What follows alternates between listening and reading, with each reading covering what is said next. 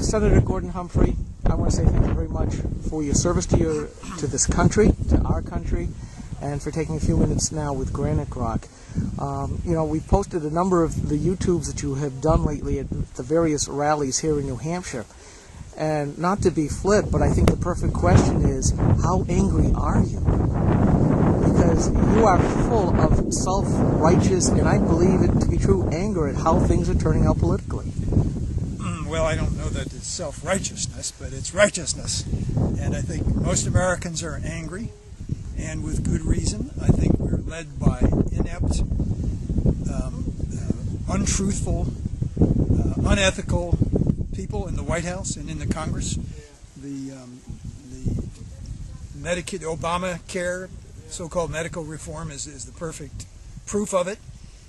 They lied about it. They rammed it through Congress by every kind of dishonest means, including bribery.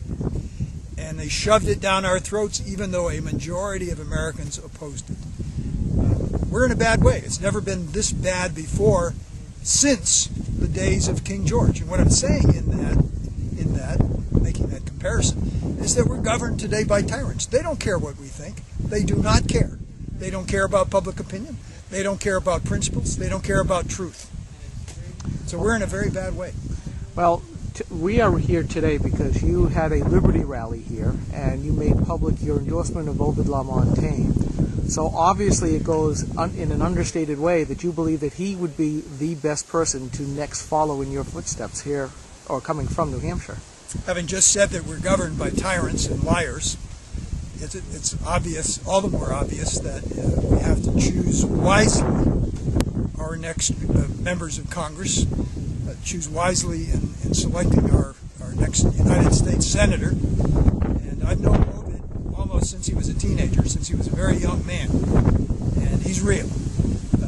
We need real people. We don't need any more liars. We don't need any more fakes. We need real people. And not only is Ovid real, not only is he what he seems to be, honest, forthright, truthful, very decent, but he's also very thoroughly conservative, both in terms of fiscal issues and social issues as well. And there are other good people running, of course, but none of them come close to Ovid in terms of principle and experience. And for my money, I've known him almost 30 years. No one has proven himself a genuine, heartfelt conservative the way Ovid has. So there's no doubt in my mind he is the most principled conservative, courageous conservative in this race. Well, certainly in the online community, in the blogosphere, he has assembled a fair number of very well-known conservatives, such as Laura Ingraham, Eric Erickson, a few other people that I know from my online activity that feel the same way.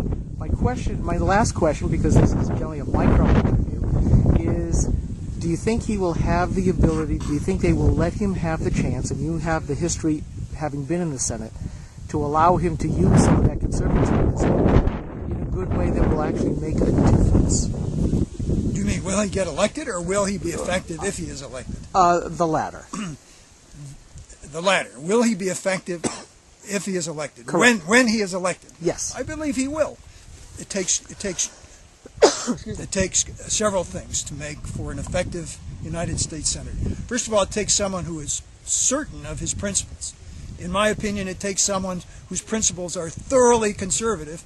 It takes someone with guts, frankly. It takes courage to stand against the flow, to go against the flow. It's so easy to go with the flow, and unfortunately most members of Congress do, and generally it's the wrong thing.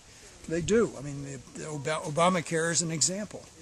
So you need someone who is thoroughly conservative, and someone has the guts to go with it, along with other things like articulateness. Ovid is very articulate. He expresses himself clearly and well. I think he's bright. I think he's just far and away the best candidate. He will be effective. Well, very good. Senator Humphrey, I want to say thank you very much for your time. My pleasure. And again, I am honored to have finally met you today, and hopefully we will meet again. I hope so. Thank you very much, sir. You're welcome.